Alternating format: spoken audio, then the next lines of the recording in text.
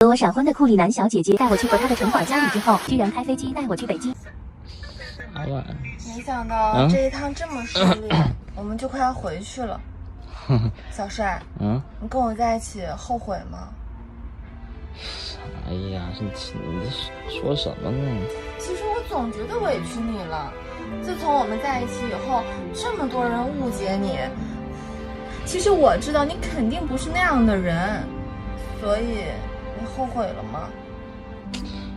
嗨，这一天你怎么老瞎想啊？我现在也不像以前那么穷了，而且回去之后，我们的梦想公司就要开始筹备了。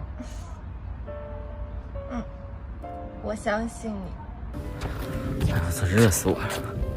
这大太阳，张姐，你不能上飞机。不是我自己家飞机为啥不能上啊？这是上面的规定，请不要为难我。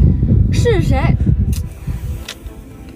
喂，飞机被夫人限制了你的使用权，他还让我给您带个话，在他没同意之前，直升机他有权利收回，但是如果你想通了，离开那个穷小子，夫人可以把集团23%的股权转让给他。他不会稀罕的。23%的股权。王帅，因为这几个臭钱你就屈服了？我没有。亏我还给你选了中秋节的礼物。我真没有。在得物上给你选了一款潮鞋，新人优惠力度特别大，里面阿迪、耐克、AJ、椰子什么都有，划算还保真。你就这么回报我呀？不是厂长，我发誓，真的，他给我再多钱，我也不能要，我也不能同意。王先生在我这是无价之宝，宝宝。就知道你不干。